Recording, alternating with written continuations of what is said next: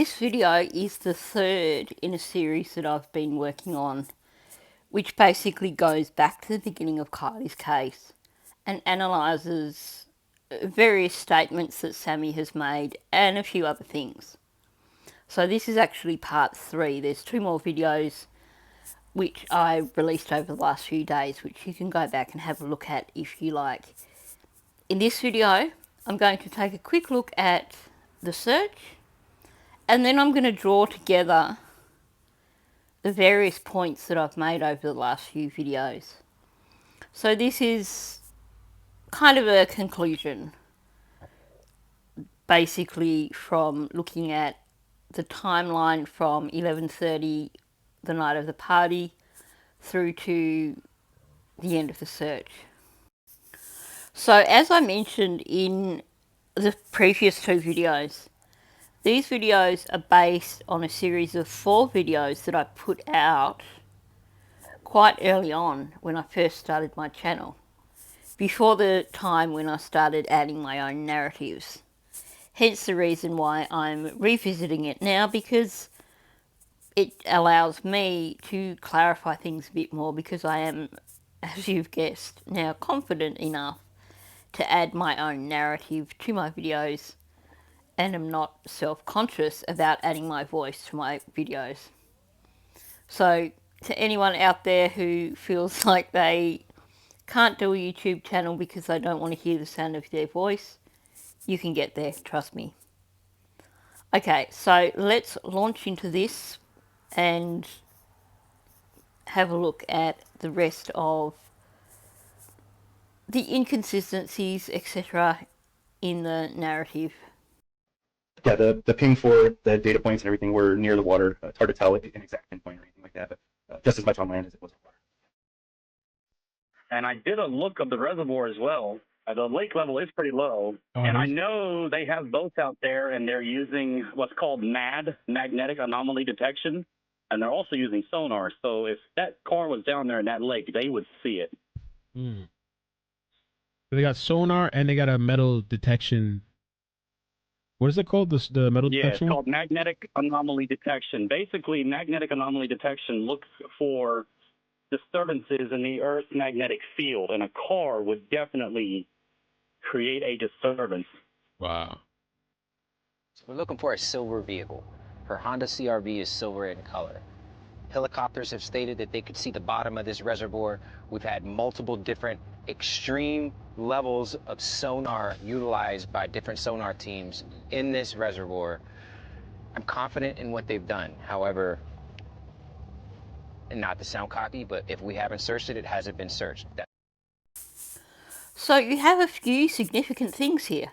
First of all, law enforcement acknowledged from day one that the last ping for Kylie's phone was essentially in the location where her vehicle was finally found.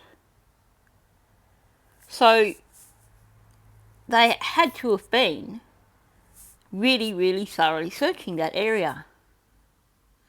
You have a caller to Ickard Mel's show who was on location, who was on site, and he said they went in with magnetic anomaly detectors. So these are what are referred to as fish.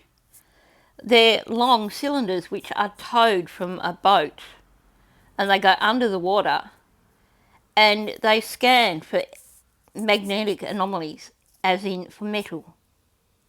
Had that car been there, it would have been picked up. You have Doug Bishop saying helicopter pilots have said they could see the bottom of the reservoir. And he talks about extreme levels of sonar. Now, that's a bit of a weird term to use, because extreme levels of sonar, I think what he meant was, really, really high technology was used in the search for Kylie Rodney. That's what he's talking about there. And yet they could not find her vehicle. There's these things here that are all things that would make you expect that were that vehicle right there in the reservoir when they were searching, that they had to have found it. According to law enforcement, like I said, we are at her last known location. They said her cell phone stopped pinging right here at 12:33 a.m. on August 6th. So you have law enforcement talking about the phone ping being as much on land as it is on water. Then you have Doug saying they said her cell phone stopped pinging right here at 12:33 a.m. and he is in the location where they found her vehicle. You have other members of Adventures with Purpose who confirm that same thing. Josh Cantu, in an interview with the media, said the same thing. They told us that they had done a rigorous search of this body of water, and we were confident that we didn't need to search here. All these things are saying that nobody expected Kylie's vehicle to be found where it was found. Now, one thing that I do need to correct, and that is the comment of her phone having been turned off at 12:33, because that is not accurate. That was misreported from one direct source. And ironically, that is the one source that should have been making sure they were putting out accurate information.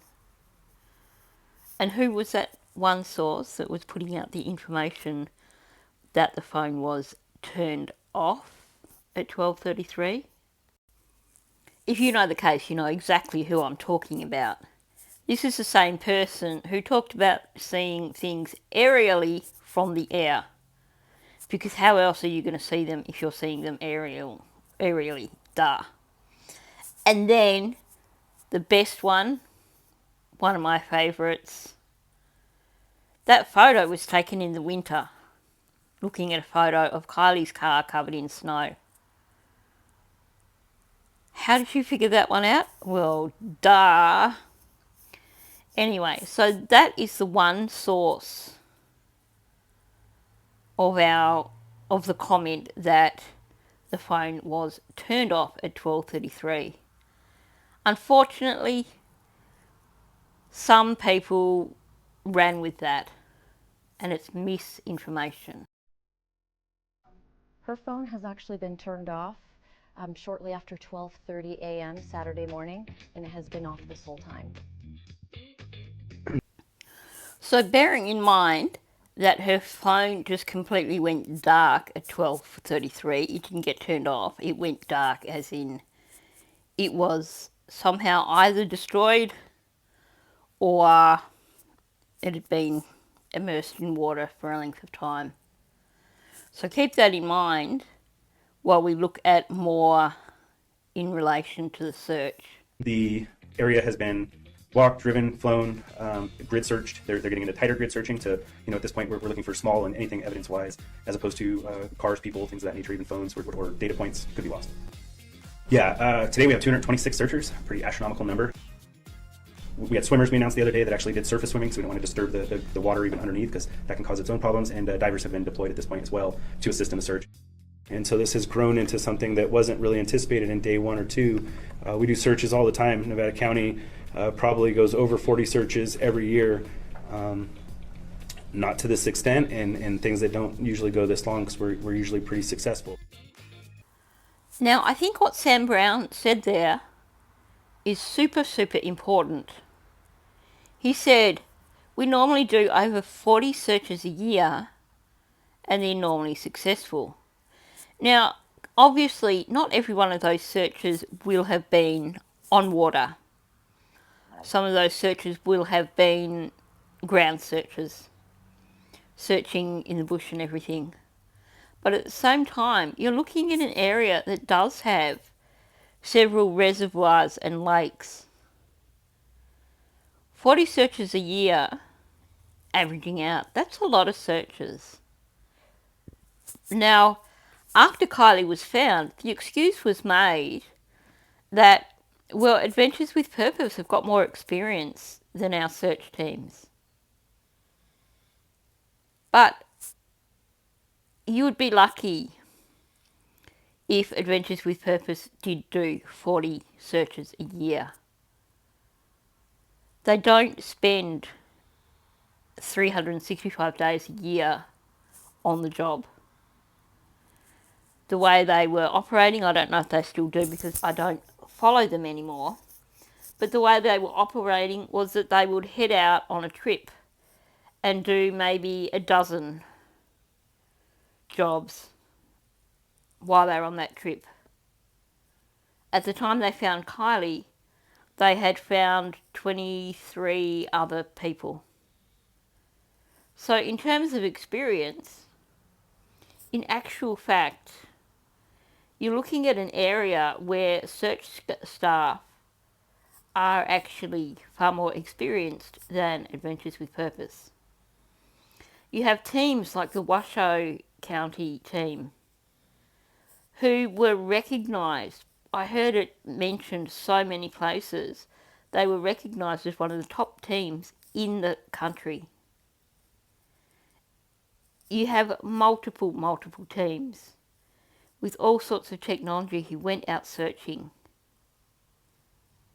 And yet the excuse is made, oh, the reason they didn't find Kylie was because they didn't have the experience that Adventures with Purpose had. I don't believe that. So swimmers on the surface allowed to use masks and see things without murking up the water, just to cover if there's something you could see, because once you touch the ground, you could potentially have all that earth come back up over any kind of evidentiary items. I'm just going to pause on this image for a moment. This diver is in deeper water than what the swimmers were in. You can tell by the colour of it. And you can tell just from looking at him in terms of the water and everything. So yeah, the swimmers only went out 25 foot from what we were told. The divers were in deeper areas, and there is footage of divers in deeper areas. So people were critical of the swimmers not disturbing the surface of the water. But I honestly think that law enforcement believed that the vehicle was not there. They had checked, they had looked thoroughly.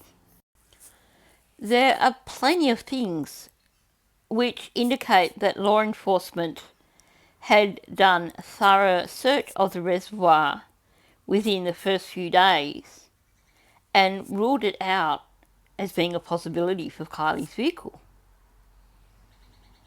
So when they were searching, the reason they were searching in shallow water and just swimming and not trying to disturb the water was because they knew that they weren't looking for a vehicle. They were looking for smaller evidence. They knew where the last ping was from the phone, and that, I believe, is what they were searching for. They talk about looking for a needle in a haystack. The whole notion of that is that you don't know where to start looking. They knew the vehicle was not in the reservoir. They were struggling to find the phone, by the sounds of it, because the phone was no longer communicating with any towers. They didn't have anything to go on.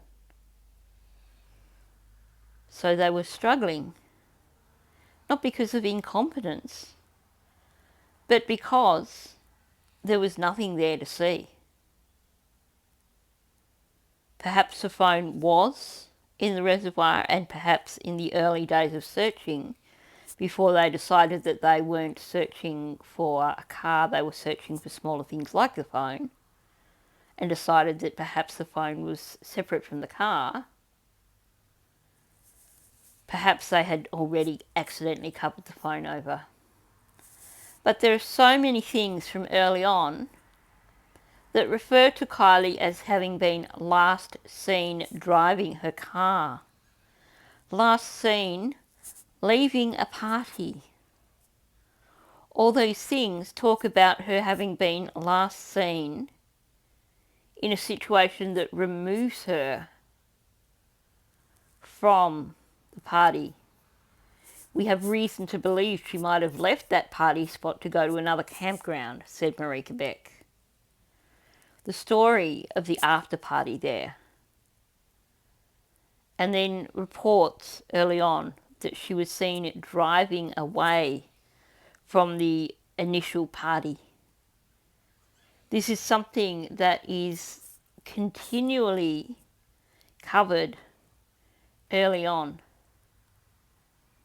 It's all about she left the party. She hasn't been seen since she left the party at around 12:30 a.m. Conveniently, she left a little bit after Sami supposedly left. Curious, right? And I didn't mention yesterday when I was talking about Sami's time frame, not only do we not have the person coming forward and saying, I drove her, we also don't have any witnesses to say they saw her leaving. Okay, so you have all these accounts. And here you have, we are looking for Kylie, her car, her phone. They believed by the sound of that her phone was separate from her car. And I think that comes down to they know that the last ping was in that area of the reservoir where they were searching intensely, and they had discovered that the car was not there. So they knew that the car, or they believed that the car and the phone had been separated. That's what I believe is the issue here in terms of why they had those surface swimmers over the reservoir, because they knew they weren't going to find the car in the reservoir. They were trying to find the phone. They needed some kind of clue. And it wasn't coming from the party goers. They were telling them nothing whatsoever. They couldn't find the car in the reservoir, but they still believed the phone was there, hence the surface swimmers. Okay, you had this communication on the 7th of August. Kylie's mum saying the search and rescue in Prosser area has been stopped. It appears that she's not there. So that is the 7th. That is the day after she went missing. Message from Kylie's mum. Search and rescue has been called off. So we know that it was ruled out as a possibility early on in the case for Kylie's car to have been in the reservoir. We have it coming directly from Kylie's mother. Not only that, but she clarifies, over 20 separate units and agencies were involved, along with the CHP's helicopter. It appears that she's not there. So that shows you the extent of the searching that occurred in those first few days. We're trying to piece together the night's narrative to figure out when she left and who she left with. We know where she isn't. These are pretty strong words. Now, this post was removed, and I'm sure there was a really good reason for it. But thankfully, there were people who took screenshots of it, so we know that it existed, and we still have it here. But it says things like, when she left, we know where she isn't. That's pretty clear. They were certain that she was not there in that reservoir. 20 different agencies had covered that reservoir.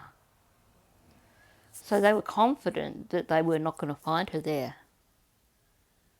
Hence the reason looking for a needle in a haystack. they did not believe after the 7th of August, they were convinced she was not in the reservoir. Having a conversation with them, and I said, hey, I texted you this picture. You guys have something marked in the water, like very close to where her car is. Can you give me an update about what happened? The story that he gave back to me was this: that Alameda County essentially allowed a team of volunteer divers to use their boat in this search. They were there and they had a chain of command, a group of people that they were reporting to and listening to. In particular, the chain of command gave them some very specific instructions while they were searching. His specific instructions were, number one, they were looking, don't know why, only for Kylie's cell phone. And then the second thing that he said is that they had pretty explicit instructions that they were only supposed to go 25 feet out from the water, and that's it. So initially what they did was they swam out 25 feet, dropped that anchor, which is that yellow dot there, and then they just searched 25 feet out, and that's it. Now, before I move on and talk a bit more about the phone, I really wanted to point out this picture. This is one that I've spoken about on multiple occasions. So I'm going to point it out right now. This is the sheriff's boat. And have a look at this picture and tell me what you notice. There's something really important going on here. If you've listened to most of my content, you probably know where I'm headed with this. This boat is not anchored. This boat has been run up into the mud. It's a boat. It floats. You would have to be pretty confident that it's not going to go anywhere to run it up into the mud and not run a cable out onto the shoreline and not drop down an anchor. But no, what have they done? They have driven it into the shoreline. They've basically used the mud as an anchor for their boat. Now, if you look off to the left-hand side, to me, that looks like the larger of the bushes in the location near where Kylie was found. I may be wrong. There could be plenty of other bushes similar sizes around, but that looks in terms of proximity to the water and all that, it looks like this boat has basically come ashore close to the location where Kylie's vehicle was actually found. Not only that, the boat has been anchored using mud. So how would you drive a car out into the reservoir through that mud if it is in fact possible to pull a boat up into the mud and be confident that it's not going to float away? That says that that is pretty heavy mud. Now, I want to address the issue with Kylie's phone, because it seems to me like the release of the fire cam footage with the convenient time of the car going in the water at pretty much the time that the phone goes dark is a attempt to steer the narrative and convince people that Kylie did drive herself into the water. And truthfully, I think that's just all utter bullshit.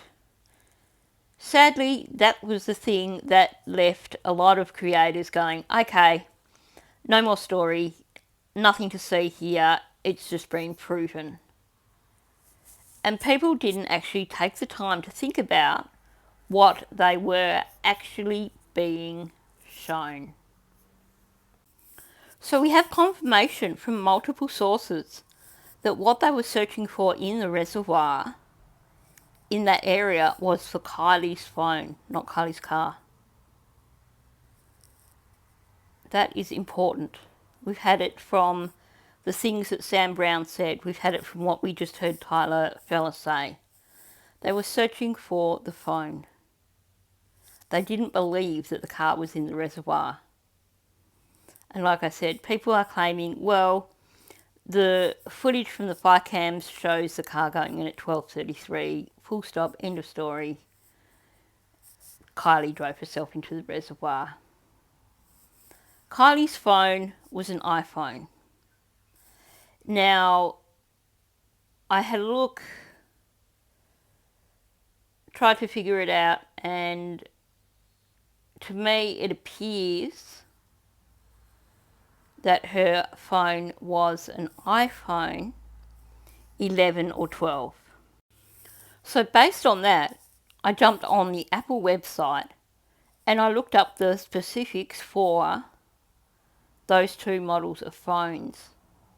And they are very similar in terms of capability.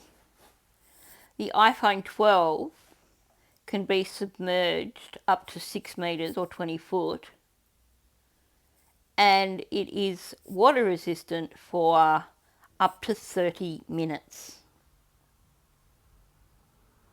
So the iPhone 12 can be at a depth of 6 metres for up to 30 minutes.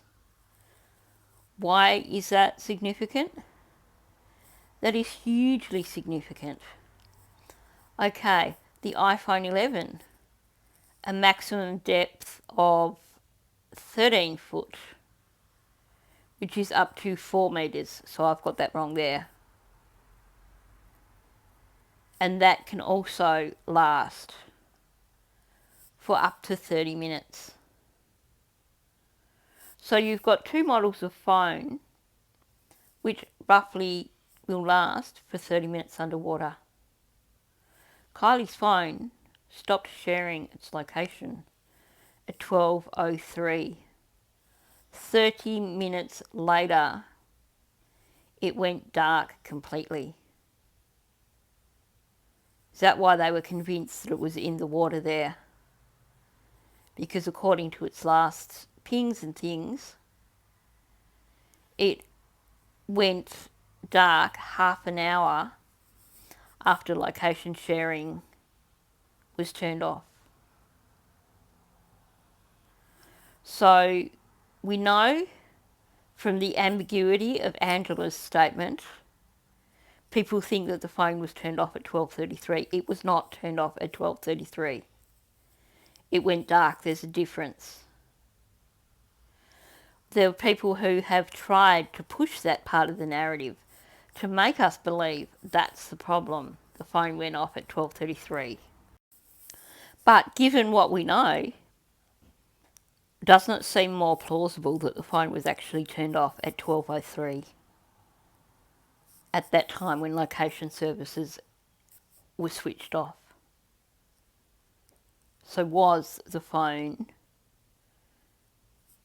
submerged at 12:03 and then took half an hour to die? Either way, had she driven into the reservoir at 12:33 and had her phone on her, it would have been after 1 o'clock before that phone finally went dark. And shortly after 12:30 is when her phone just essentially either went dead or was turned off, and it has been off ever since. Her phone has actually been turned off shortly after 12:30 a.m. Saturday morning, and it has been off this whole time. So at about 12:36 a.m. in the morning, I saw a call from her, and she called me. I was on my way home from the party.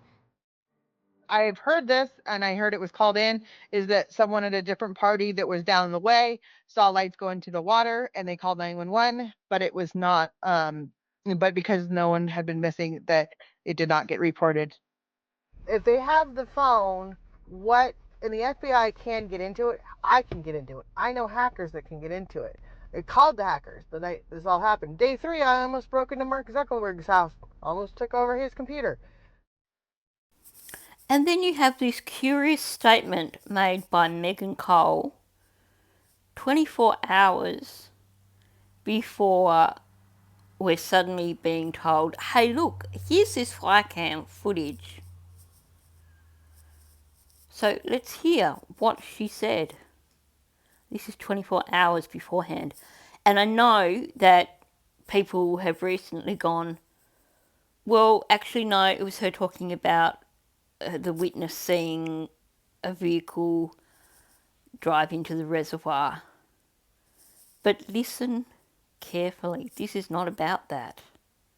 Listen to the wording of this statement that she made 24 hours before the fire camp footage came out.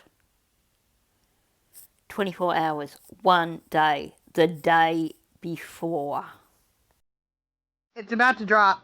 I'm going to send it out, and it's all going to be out, and especially after what I just read, I don't care. I don't care anymore. And it's done, and it's going to be proven now. So going back to this crucial point from law enforcement, 12:33 a.m. is the last known time we have for Kylie. Anything after that, we have not been able to find. That's important. I'll just end with 12:33 a.m.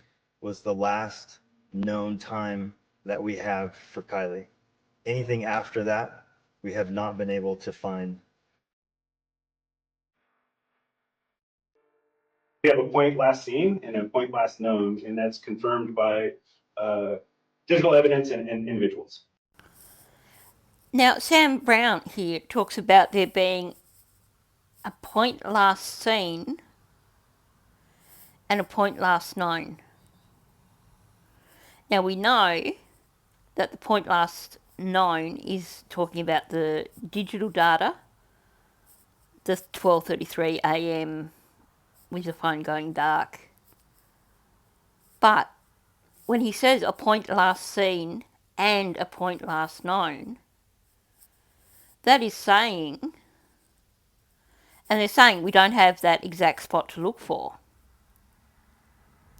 So they're not saying that the point last seen and the point last known was the one location, are they? They're talking about two different locations here.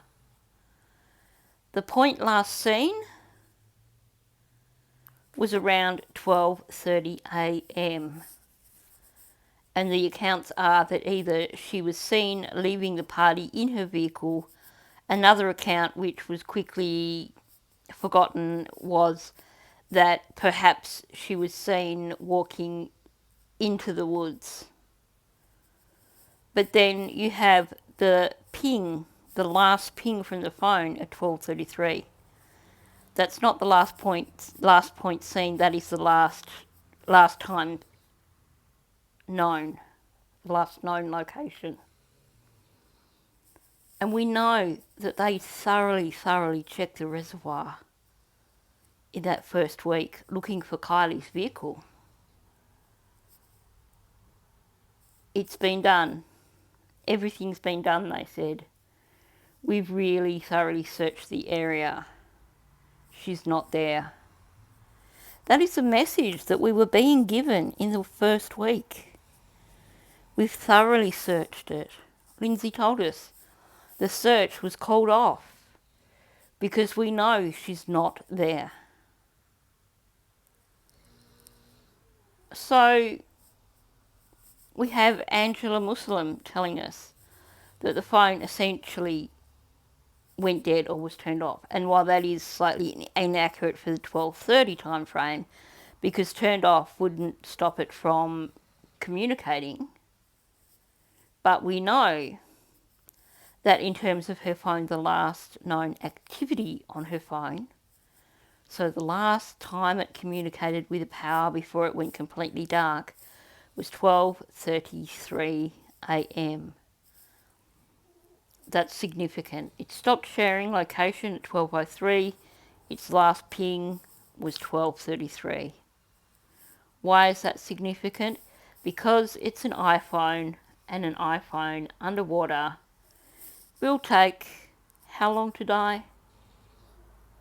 It will take 30 minutes to die. You have precisely half an hour from when the location was turned off to when that phone completely went dead. I think that is significant. You also have them referring to a point last seen and a point last known. So 2 different locations. And if you look at the different information that came out, it certainly sounds like the phone and the car could have been in 2 separate locations.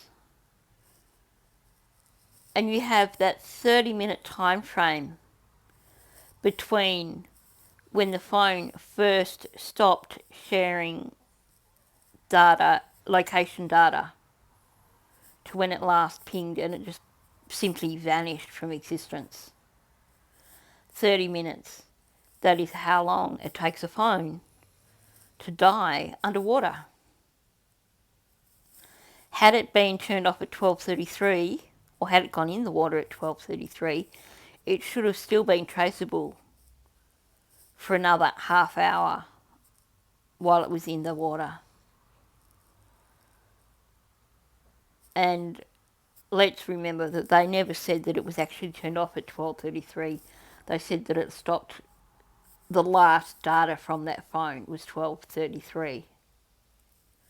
The only way that a phone can become untraceable, is if you remove the SIM card, or if you destroy the phone, or in terms of just destroying the phone, if it's been underwater for more than half an hour.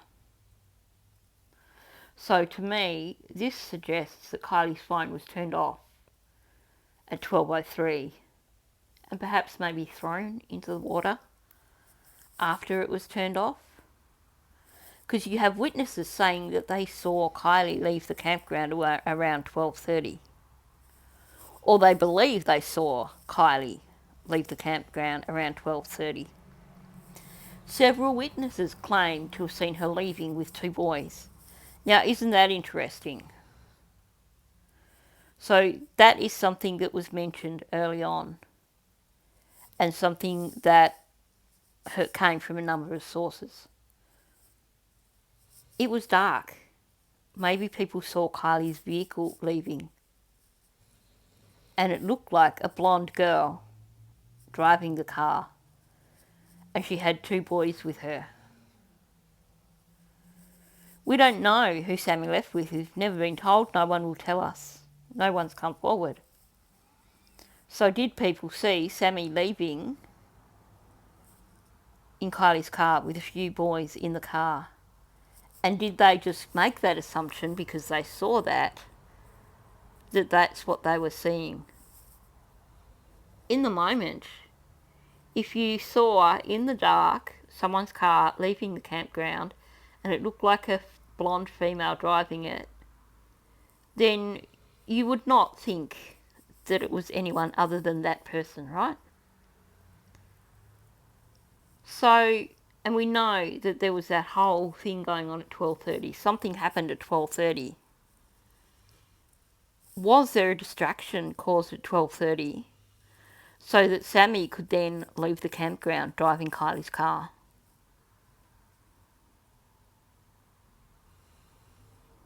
Because it seems to me that the time frame here that fits the most is that something occurred at a little after 12. That's the reason why Kylie never messaged her mum to say she was on her way home. Instead of Kylie messaging her mum to say she was on the way home, her phone was turned off and disposed of. And then something occurred at 12:30. And amongst that mass exodus, somebody left with Kylie's car and with a few of their male friends in the vehicle also. and people simply thought it was Kylie leaving. I'm going to leave you with those thoughts. The thoughts of those things drawing together, and together the picture that they create. I'd really like to know your thoughts on what I've discussed over these last 3 videos. Do you think that it's just a coincidence that there was exactly half an hour between location data being turned off and the phone going dead? Do you think that these witnesses actually did see somebody driving Kylie's vehicle and leaving the campgrounds at 12:30? Do you think that we were supposed to think it was Kylie and it wasn't? So thanks for listening. Hit the like, hit the subscribe if you're not subscribed. Leave a comment below. Help me to get back out there into the algorithm. Stay tuned for more.